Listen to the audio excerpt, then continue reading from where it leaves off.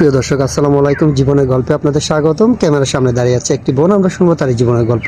আসসালামু আলাইকুম আপু, কেমন আছেন? ওয়ালাইকুম আসসালাম। আসসালামু আলাইকুম ভাইয়া। এই তো আলহামদুলিল্লাহ, আল্লাহ পাক রাখছে ভালো। আপনি? আলহামদুলিল্লাহ ভালো আছি। আপনার নাম কি, কোথা থেকে এসেছেন? আমার নাম মিষ্টি ইসলাম, আমি ঠাকুরগাঁও থেকে এসেছি। ঠাকুরগাঁও থেকে এসেছেন। আপনার বয়স কত? বয়স 22 দিয়ে 23 পড়ছে, আর কি 23। ও আচ্ছা আচ্ছা, আপনি পড়াশোনা করেছেন?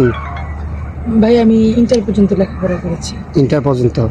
আচ্ছা, আপনার ফ্যামিলিতে কে কে আছে বর্তমানে? ভাই আমার 5 বছর বয়সে আমার মা মারা গেছে। আমার আব্বু আবার বিয়ে করছিল আমার সুখের জন্য, তো উনি আমার সুখটা চায়নি। অত্যাচার দেখে আমার আব্বু আমাকে মাদ্রাসা লাইনে লেখাপড়া করাইছে, মাদ্রাসায় পাঠাই দিছে।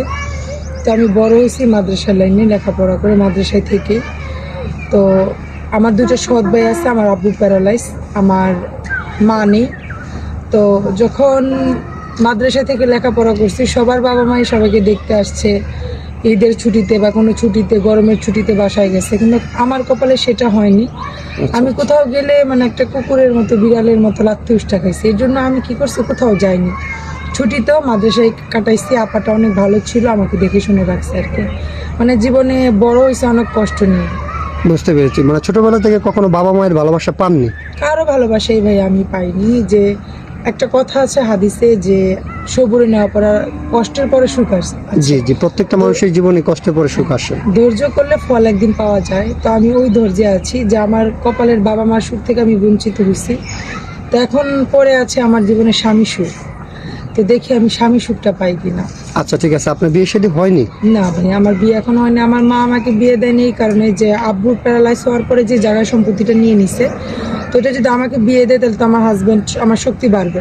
জি জি। তো এর জন্য আর কি ওনারা প্ল্যান করে আমাকে বিয়ে দেয়নি। আচ্ছা, বুঝতে পেরেছি।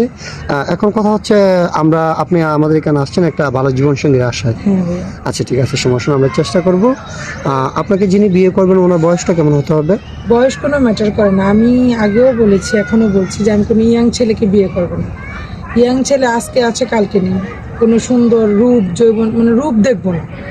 রূপ দিয়ে ধুয়ে পানি খাবো না। আমি একজন ভালো চরিত্রের মানুষ চাই, তার বয়স যতই হোক।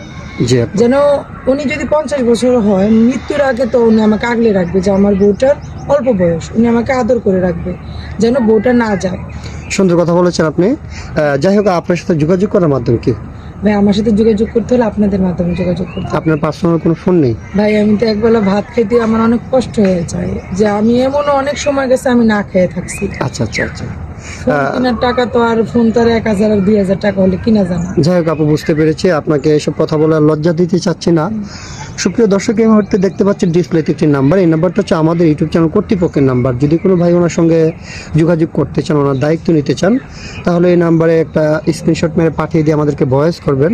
আমাদের প্রতিনিধিরা আপনার সাথে যোগাযোগ করবে।